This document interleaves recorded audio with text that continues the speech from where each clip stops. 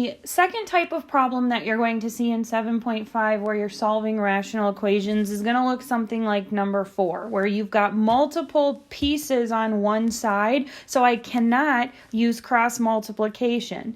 The approach that I'm going to take with this equation is to recognize that when you have an equation, you can multiply both sides of an equation by whatever you want. And so I'm going to strategically multiply by the least common denominator, and then that way I will get rid of the fact that this is a fraction. So I'm going to get common denominators across the board so that I can cancel them out, and we'll see what that looks like. So what is the least common denominator? Well, when I look at each of the denominators, and these denominators don't have factors, they're just one factor each. So the least common denominator needs to have a 4 and it needs to have an x. So the least common denominator is 4x. So I'm going to rewrite each of these fractions as having a denominator of 4x.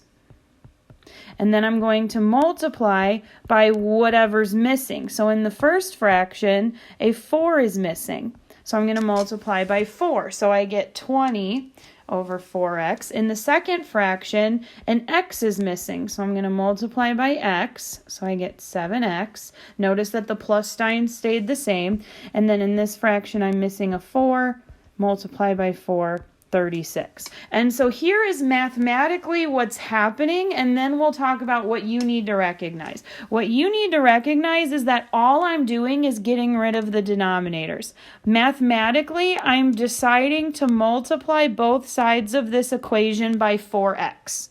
When I multiply the first fraction by 4x, all that happens is the 4x's cancel. And when I multiply 4x by the second fraction, all that happens is the 4x's cancel. So the left side just says 20 plus 7x. And then on the right side, the 4x's cancel, and I get 36. So I get a common denominator so that I can get rid of them. If you look at this equation, I'm just getting rid of the denominators. That's all I'm doing. So then I'm solving whatever equation is left over. So I'm going to subtract 20 from both sides, get that 7x is equal to 16. So x is equal to 16 over 7 is a fine answer, whatever 16 divided by 7 is. I would say big ideas would probably rather you leave it as a fraction as opposed to rounding, unless it said round, in which case you would round. So I get a common denominator so that I can get rid of it. That's the big picture here. So when I do a problem like number 5 here, it says 1 minus 8 over x minus 5 equals 3 over x. And so again, here's my goal. I'm going to get common denominators so that I can use that to my advantage, multiply both sides by the common denominator, but ultimately what it will look like visually is so that I can get rid of the denominators. So I'm going to decide what the least common denominator is. So when I look at this first fraction, the 1 is just over 1. So I don't have to contribute anything to the least common denominator. But I have to recognize that x and x minus 5 are two separate factors. So my least common denominator needs both of those factors. Keep in mind that you can't get similar fractions by subtracting or adding a number. They have to be by multiplying. So I'm going to get each of these fractions to have a denominator of x times x minus 5.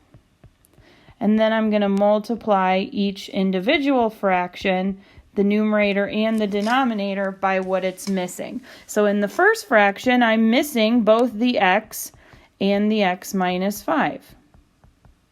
So when I take x times x minus 5 times 1, well, multiplying by 1 doesn't change anything. So in the numerator, I end up with x squared minus 5x. And then in the second fraction, all that I'm missing in this denominator is the x. So I'm going to multiply by x. So minus 8x. Notice that the subtraction stayed subtraction. And then in the 3 over x, I'm missing x minus 5. So I'm going to multiply by x minus 5. And I'm going to distribute and get 3x minus 15. So mathematically what I'm deciding to do is multiply both sides by the quantity x times x minus 5. But once I have common denominators, that process is just going to cancel them out. So I'm left with x squared minus 5x minus 8x equals 3x minus 15. So that's x squared minus 13x equals 3x minus 15. So because it's quadratic, we're going to either hope that it factors or maybe have to use quadratic formula. So I'm going to subtract 3x over and add 15 over. So what am I going to get? X squared minus 16x plus 15 equals 0. So since I moved everything over, it's equal to 0. So you're thinking of two numbers that multiply to be positive 15 and add up to be negative 16. So that would be minus 15 and minus 1. So negative 15 times negative 1 multiply to be 15 and add up to be negative 16. So when does x minus 15 equal 0? When x equals 15. And when does x minus 1 equal 0? When x equals